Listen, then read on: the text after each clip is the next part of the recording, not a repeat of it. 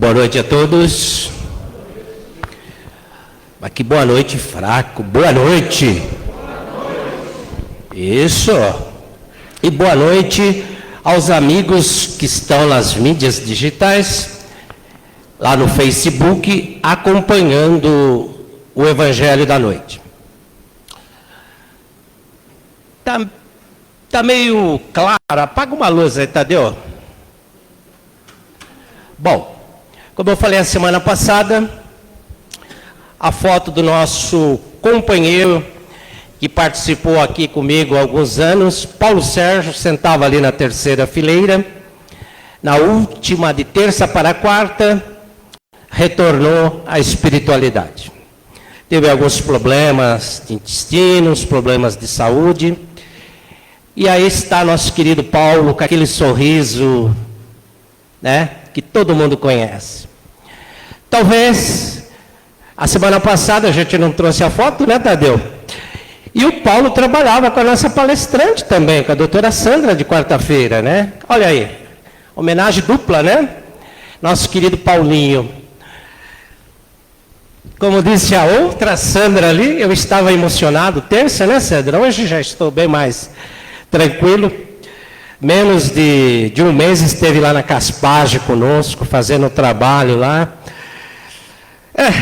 Nossa caminhada é essa.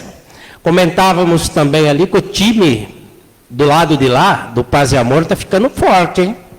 Está ficando forte. Mais uma Sandra ali, né? Hoje nós estamos com bastante Sandra aqui no salão. E vamos aos avisos, desligar os celulares e vamos nos ligar com Jesus. Ok? A cesta de Natal continua as sacolinhas, o qual contém todos os itens para compor a cesta de Natal. Tem uma caixa aqui e uma lá na saída, pessoal. Nós precisamos muito da colaboração de todos, porque dezembro, janeiro e fevereiro, nós realizamos uma cesta um pouco mais reforçada, porque a assistência social para merecidamente para as férias em janeiro e fevereiro. E por isso temos que caprichar um pouco mais para as assistidas ter 3 cestas. Quem levou, não esquece, o prazo é até dia 10/12 para retornar as sacolinhas cheias, de preferência, viu? Bom, outro aviso aqui maravilhoso. Chegou o dia, não tem mais escapatória. Chá beneficente, amanhã, número 52, amanhã às 14 horas, a partir das 14 horas no buffet Espaço Giardino, Rua Padre Estevão Pernet, número 276. Cada convite dá direito a uma bingada grátis, valendo uma TV. Vamos estar lá, se Deus quiser. Vamos participar, incentivar, vamos fazer de tudo para que seja mais um sucesso esse chá. Ainda acho que dá tempo, deve ter convites ainda na livraria, tá, pessoal? Uma tarde alegre, e com isso nós estamos ajudando a Casa de Paz e Amor e Jesus, para que possamos continuar com todos os projetos aqui da casa, mantendo esta casa. Muitos sabem o que a gente fala, né? Chega aqui, está limpinho, organizado, banheiros limpos, salas limpas. Agora, no final do ano, já começa, o rapaz já começou a pintar, né? Para que o ano que vem esteja tudo bonitinho, organizado. E tudo isso nós temos custos, né? Por isso, a casa realiza os eventos. E o último pedido, senão ele briga comigo, está lá no Facebook, comunicado aos trabalhadores da casa, confraternização de Natal no dia 8/12, às 20 horas, sexta-feira, a peça de teatro com o tema Um Conto de Natal, com o trabalho e da equipe do José Tadeu, ok? Estamos incentivando a nossa equipe para que compareça, para que todos nós possamos vir aqui, dar um apoio também para o Tadeu. nesse trabalho, nesse teatro aí que ele faz muito bem. A programação de hoje vai ser da seguinte forma: a leitura de mensagem, evangelho e prece inicial com a Maria de Lourdes, nossa Lourdinha, está ali. As vibrações e prece final, já de volta também, Sérgio Vieira Rosa. Após aí quase 2 meses de molho, Serginho está de volta conosco, já semana retrasada, passada. Trabalhador é assim, não pode ficar parado, né, Sérgio? E hoje, nós temos nossa querida doutora Sandra Lina Alpendre. A Sandra sempre fez palestra conosco, muito tempo. Recordávamos aqui, na época do senhor Abílio, e depois veio a pandemia, teve que parar. Mas, graças ao bom Deus, Sandra está conosco, e só dando um up a mais, o Feliz Natal aqui é o trabalho da assistência social do sábado, né? As crianças fizeram a apresentação e ficou, vamos dizer assim, um mural, né, Ludinha? Você que tem a participação aí com a equipe do Gilberto, né? Então, todo o trabalho que aconteceu aqui das crianças, os filhos das nossas assistidas, né? Muita paz, muita luz, que tenhamos todos nós uma noite de aprendizado constante com a palestra e com as vibrações. Vamos lá, Lourdinha.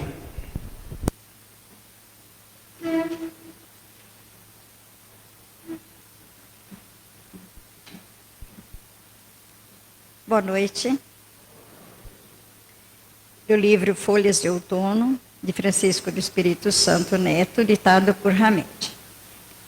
Ser generoso é entender que o silêncio momentâneo é, muitas vezes, a melhor ajuda. É saber confiar na ação do poder superior e reconhecer que as experiências da vida, certas ou erradas, são as que geram amadurecimento e crescimento espiritual. Do Evangelho segundo o Espiritismo, capítulo 10, Bem-aventurados os misericordiosos. Perdoai para que Deus vos perdoe. Bem-aventurados os misericordiosos, porque eles alcançarão misericórdia. Se perdoardes aos homens as ofensas que vos fazem, também vosso Pai Celestial vos perdoará os vossos pecados. Mas se não perdoardes aos homens, tampouco vosso Pai vos perdoará os vossos pecados.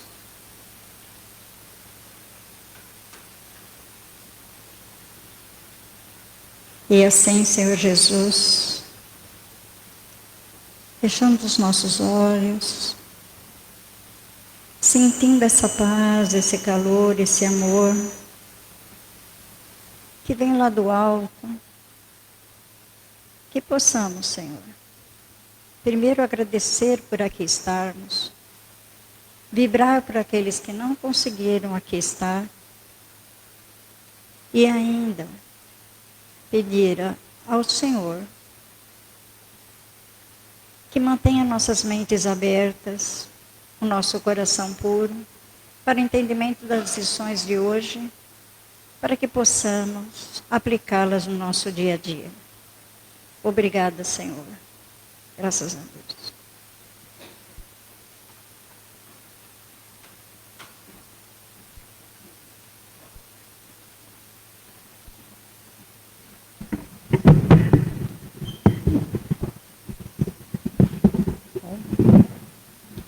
Tá ótimo. Tá ótimo, obrigada. Boa noite a todos, que Jesus nos abençoe, é uma alegria estarmos aqui retornando, não é, como o Domingos disse, agradecendo a Ele e a coordenação desse trabalho por nos dar essa oportunidade de falarmos do Evangelho de Jesus, que é sempre muito bom. Então, esse capítulo 10, que foi lido pela Lourdinha, Bem-aventurados os misericordiosos, em que esta frase, que dá título ao capítulo, se refere a uma bem-aventurança, que é: bem-aventurados os misericordiosos, porque eles alcançarão a misericórdia, que foi proferida por Jesus no memorável Sermão do Monte, tão reverenciado pelos cristãos e também pelos não cristãos, como manancial de luz e consolação. Tanto que Gandhi, que sabidamente não era cristão, disse que se Jesus tivesse apenas deixado o Sermão do Monte, ele não precisaria falar mais nada, porque ali estava toda uma doutrina. Kardec, inspirado pelos espíritos superiores da codificação, reuniu nesse capítulo ensinamentos de Jesus e dos orientadores espirituais da doutrina espírita, relacionados à misericórdia, nos relatando que a misericórdia é o complemento da mansuetude, pois os que não são misericordiosos também não são nem mansos e nem pacíficos. A misericórdia consiste no esquecimento e perdão das ofensas. Esse capítulo, ele gira todo ele em torno do perdão, que é consequência da misericórdia. Iniciando o capítulo, Kardec nos coloca a necessidade de perdão das ofensas a quem nos ofende, para que Deus também perdoe os nossos erros, né? Lembremos as palavras de Jesus trazida no Evangelho de Mateus: se perdoardes aos homens as ofensas que vos fazem, também vosso Pai Celestial perdoará os vossos pecados. Mas se não perdoardes os homens, tampouco vosso Pai perdoará vossos pecados. Então Jesus nos ensina o perdoar para que Deus nos perdoe. Isso nos faz lembrar da prece do Pai Nosso, também ensinada por Jesus no Sermão do Monte, onde ele pede a Deus: perdoe as nossas ofensas à medida que perdoamos os nossos ofensores. E quanto nós não temos a necessidade do perdão, não é? Quantas vezes nós não precisamos pedir a Deus que perdoe os nossos erros? Infinitas vezes, porque estamos errando a todo momento. E lembrando a recomendação de Jesus, também no Evangelho de Mateus, quando Pedro perguntou a ele: Senhor, quantas vezes poderá meu irmão pecar contra mim para que eu lhe perdoe? Será até 7 vezes? Ao que Jesus respondeu: não te digo até 7 vezes, mas 70 vezes 7 vezes. Isto é, perdoar incansavelmente. Esta é a recomendação do Mestre, porque perdoar é ter misericórdia. E com certeza, quem tem misericórdia será bem-aventurado.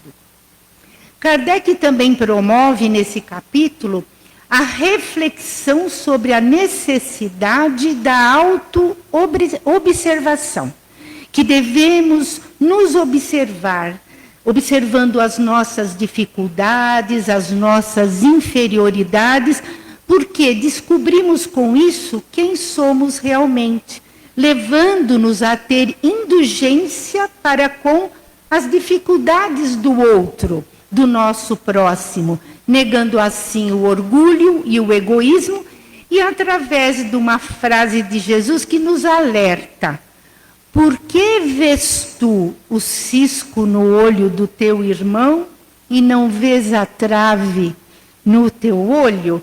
É sempre assim, não é? Tão fácil vermos o pequeno defeito no outro e não observarmos a grande falha em nós. Além disso, a sugestão do mestre é de reconciliação com os adversários. Na verdade, além de perdoar a quem nos ofendeu, para que possa haver uma reconciliação, vai mais além. Quando devemos pedir perdão a quem nós ofendemos, reconhecendo o nosso erro.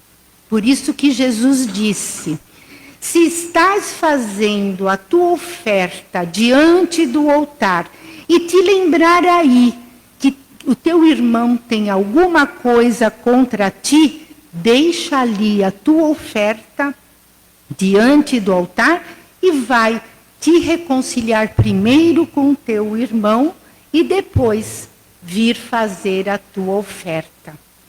Ao tempo de Jesus, os judeus ofereciam sacrifícios materiais como oferenda a Deus, justificando assim o discurso de Jesus.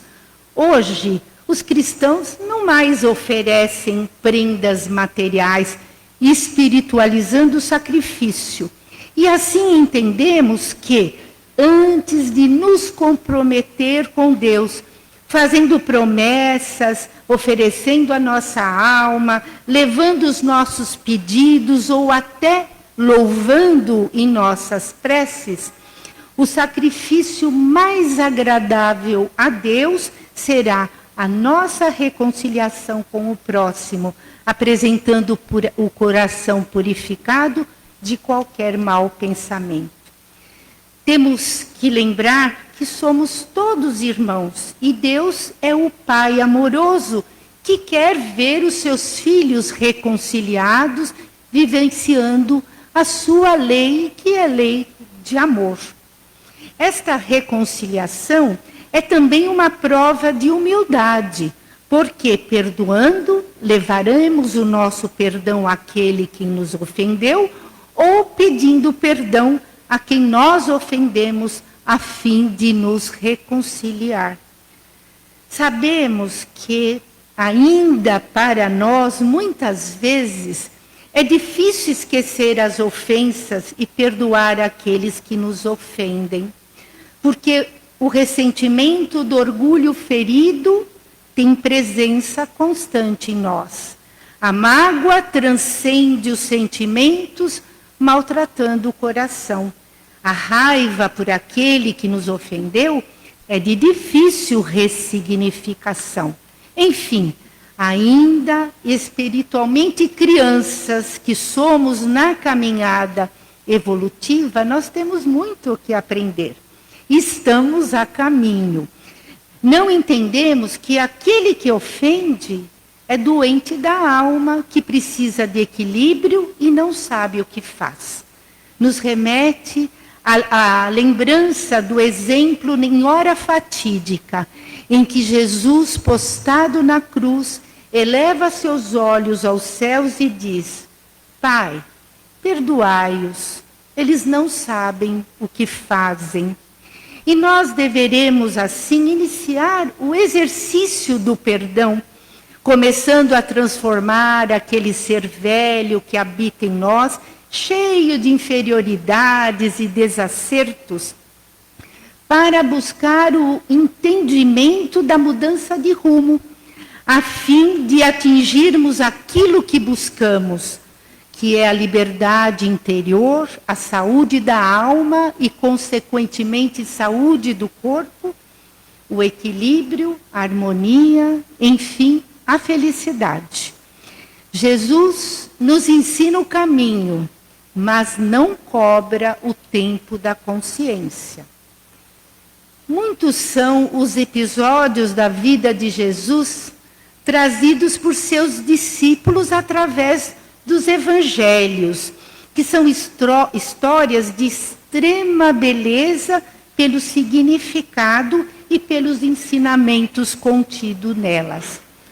Nesse capítulo 10, no item 12, retirado do Evangelho de João, sob o título aquele que estiver sem pecado, que atire a primeira pedra. Onde João narra um episódio da vida do mestre que para nós, particularmente, é um dos mais belos de toda a sua jornada pública aqui na Terra. E João nos conta que uma pequena multidão, liderada por alguns escribas e fariseus, trouxeram a Jesus uma mulher que fora apanhada em adultério. Sabemos que ao tempo de Jesus, os escribas e fariseus eram considerados representantes e doutores da lei mosaica e perseguiam Jesus por suas opiniões sobre eles. Jesus, com sua simplicidade e sinceridade, condenava a hipocrisia reinante entre aqueles homens, que eram representantes da lei de Moisés. E por isso ele era considerado por eles um inimigo. Eles sempre procuravam fazer com que Jesus se condenasse através dos seus atos e palavras, porque eles acreditavam que Jesus transgredia a lei. E chegando ao mestre, disseram: mestre, esta mulher foi apanhada em adultério ainda agora. E Moisés, na lei, manda apedrejar estas tais. Qual é a sua opinião sobre isto? Com essa abordagem, nós vemos o quanto eles tentavam colocar Jesus numa situação difícil para poderem o acusar de transgressor da lei. Então, Jesus, estando no meio daquele tumulto e gritaria, com calma, sabedoria e com certeza, para se ligar às esferas divinas, ele abaixou-se e começou a escrever com o dedo na terra. E como eles insistissem para que ele desse a sua opinião, Jesus ergueu-se e disse: aquele dentre vós que estiver sem pecado, atire a primeira pedra. E tornou-se a abaixar e a escrever sobre a terra. Imaginando esta cena impactante, em que os resultados foram surpreendentes, nós percebemos a grandeza da envergadura moral daquela criatura. Após ouvir Jesus, todos que ali estavam foram saindo um a um, sendo os mais velhos primeiro, até que ninguém restou. E assim, ali ficaram só Jesus e a mulher adúltera, quando ele se ergueu e disse: mulher, onde estão aqueles que te acusavam? Ninguém te condenou? Ninguém, Senhor, respondeu ela. Então Jesus lhe disse: nem tampouco eu te condenarei. Vá e não peques mais. Num exercício de imaginação, nos transportando às terras da Palestina de há mais de 2000 anos, observando essa cena impressionante, sentimos o poder moral de Jesus, que fez com que as consciências culpadas daqueles que ali estavam, condenando a mulher adúltera e cobrando a atitude de Jesus, fossem colocadas numa autoanálise e, consequentemente, eles perceberam a postura injustificável de acusadores. Nenhuma acusação, nenhuma condenação. Mas, como mestre que era, Jesus, que nunca condenou o pecador e sim o erro, deu àquela mulher a chance de redimir-se, mudar de postura e não voltar a errar. No mundo de hoje, em que as criaturas se acham no direito de apontar, julgar e condenar as outras, elas não se lembram das lições de misericórdia, benevolência e amor ensinadas por Jesus. Se Deus nosso Pai, que é perfeito, e nos dá infinitas oportunidades de aprendizado para refazer a nossa história através das inúmeras encarnações que vivenciamos, quem somos nós para querermos apontar, julgar ou condenar os nossos irmãos? Jesus nos ensina que ainda nós não temos estrutura moral suficiente para julgar ou condenar o outro. Inclusive, ele se colocou ao nosso nível, dando exemplo do não julgar, nem condenar, nos mostrando que só Deus, nosso Pai, tem a possibilidade de julgar as suas criaturas com justiça e sabedoria. Em nossas reflexões sobre este episódio, tão conhecido e tão por nós admirado, constatamos quanto aprendizado Jesus nos deixou. Lições de sabedoria, de indulgência, benevolência, perdão e misericórdia, mostrando que esse episódio na vida do Mestre resume tudo o que este capítulo ensina. Bem-aventurados os misericordiosos, porque alcançarão a misericórdia. Mas, infelizmente, olhando o mundo de hoje, com suas guerras fraticidas, cheias de ódio, de sofrimento e vingança, concluímos que o que falta no coração dos homens é Jesus. Por isso, que possamos a cada dia exercitar aquilo que Jesus nos ensinou, o perdão e o auto-perdão, para que um dia lá na frente aprendamos a ser misericordiosos e alcançar a misericórdia. E que Ele, nosso Mestre Jesus, nos abençoe hoje e sempre.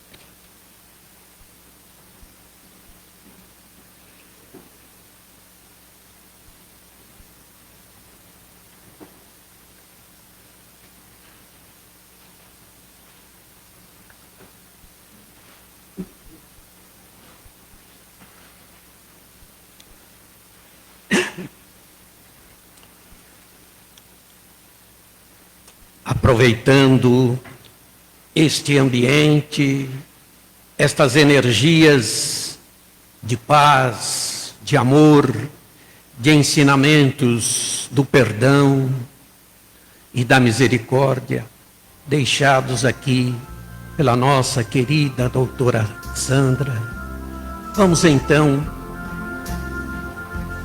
efetuando um breve reabastecimento em nossos corpos. Vamos elevando nosso pensamento para o alto em busca dos nossos mentores, dos nossos amigos espirituais, para que possamos receber esta luz do alto da nossa cabeça, e essa luz irá processar este reabastecimento. Esta luz começa a penetrar pelo alto do nosso coronário. Coronário onde temos a glândula pineal ou epífise, local das energias da inteligência, a nossa consciência universal. É o chakra da luz que mostra a nossa jornada cósmica. Logo abaixo, na altura no centro da testa, temos o frontal, onde se localiza a glândula pituitária ou hipófise, governo do nosso intelecto, do nosso cérebro, dos 5 sentidos. É o chakra da luz espiritual, também chamado terceiro olho. Mais abaixo, na altura da garganta, o laríngeo, local das glândulas endócrinas, responsáveis pela voz, pelas palavras carinhosas ou ásperas. pela nossa comunicação, pela produção dos hormônios do crescimento, é o nosso grande purificador. Na altura do peito, o cardíaco, a glândula timo, que governa o sistema circulatório, presidindo a purificação do sangue nos pulmões e o envio do oxigênio para o corpo. É o centro das nossas emoções. Mais abaixo, o plexo solar ou esplênico, responsável por distribuir a energia vital para todos os outros chakras do corpo, em especial para o nosso aparelho digestivo. Mais abaixo, o umbilical, sacro ou sexual, logo abaixo do umbigo, centralizando a nossa energia sexual e reprodutivas, desejos, prazeres, imaginação e criação. É o chakra que mais sofre devido à sensibilidade e captação das energias inferiores. E, finalmente, o básico ou raiz, localizado na base da coluna vertebral, canaliza a energia da terra, nos tornando mais seguros. É o aterramento, a sobrevivência da vida material. E essa luz vai descendo pela perna direita, passando pela sola dos pés, subindo pela perna esquerda, começando agora a subida pela coluna vertebral, chegando ao coronário novamente. Uma vez fortalecidos, uma vez reabastecidos, vamos lembrando de Francisco de Assis. É dando que recebemos. E assim sendo, vamos vibrando, vamos vibrar pelos hospitais, grandes ou pequenos, públicos ou particulares, pelos doentes que estão em cirurgias, pelos que estão nas UTIs, no pós-operatório, pelos doentes que estão pelos corredores, pelos médicos que são verdadeiros soldados da saúde, pelos enfermeiros, por todos os paramédicos, pelo pessoal da limpeza, da cozinha. Vamos vibrando agora pelos orfanatos. Os orfanatos onde milhares de crianças anseiam por uma adoção, por pais adotivos, por um lar. Vamos vibrando pelos asilos, onde centenas de idosos anseiam também pela visita de um parente. Vamos vibrando pelos desabrigados pelas chuvas, pelas enxurradas, pelas enchentes. Atualmente, os estados do sul, várias cidades encontram-se alagadas. Vamos vibrando pelos moradores de rua.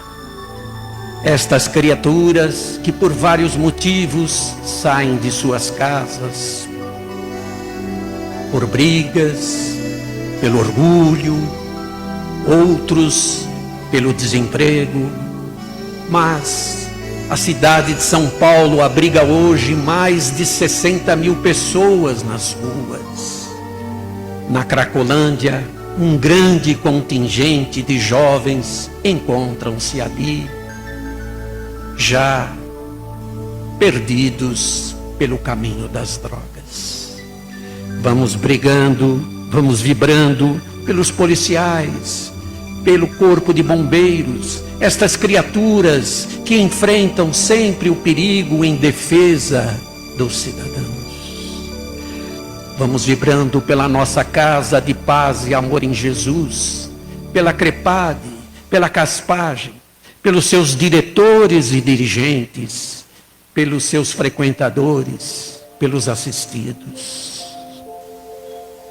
Vamos vibrando pela nossa querida pátria, pelo Brasil, pelos três poderes, para que haja harmonia entre os poderes, para que não haja sobreposição de um poder pelo outro.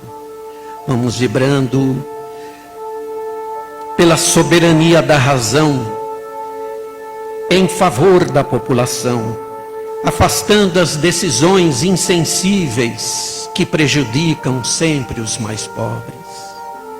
Vamos vibrando pelo nosso lar, pelos nossos familiares, pela esposa, pelo esposo, pelo companheiro ou companheira, pelos filhos, filhas, pelos irmãos, pelos pais. Vamos vibrando pelos nossos vizinhos, por aquele amigo ou companheiro que encontra-se em um momento difícil, em dificuldade. Vamos vibrando pelos governantes dos outros países. Vamos vibrando pela Rússia, pela Ucrânia, para que haja paz. Por Israel, em luta contra o Hamas e o Hezbollah.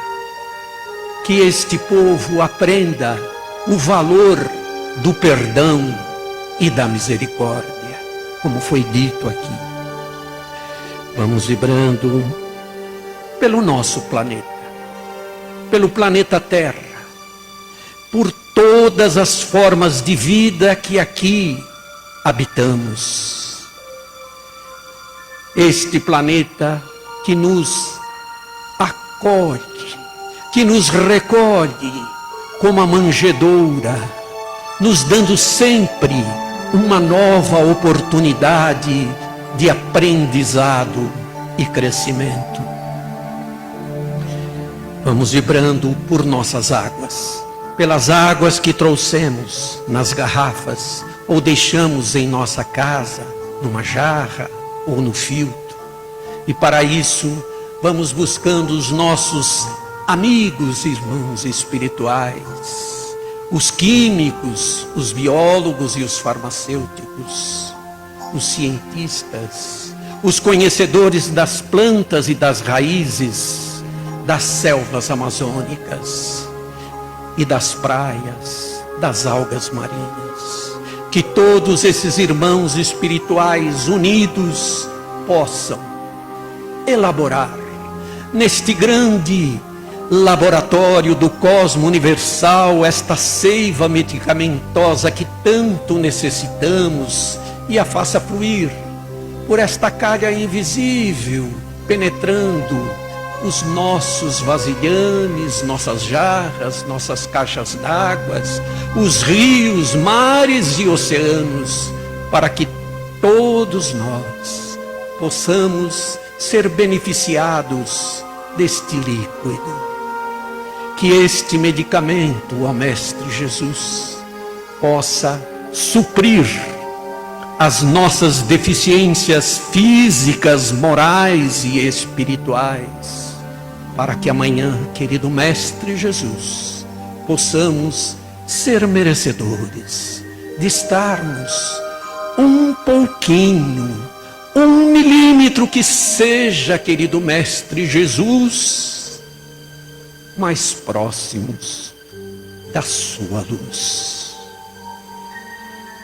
E encerrando, vamos para a oração de encerramento.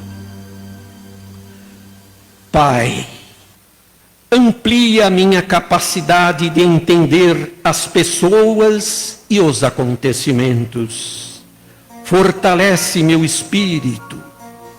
Pousa tua mão sobre o meu sentimento e inteligência, para que eu penetre até onde não tenho conseguido e possa ter paz e alcançar as mudanças profundas de que preciso. Que esse novo dia me dê a chance de recomeçar, que com ele eu renove minhas forças, minha fé, meu otimismo e veja com bons olhos as oportunidades que Ele tem para me oferecer. Guia-me, Senhor, ilumina meus passos, abençoa minhas escolhas e livra-me de todo o mal. Amém.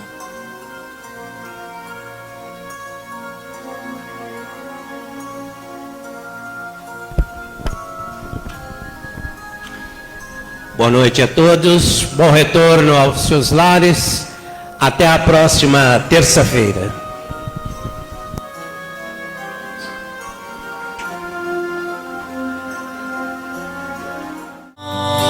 De luz, paz e amor em Jesus.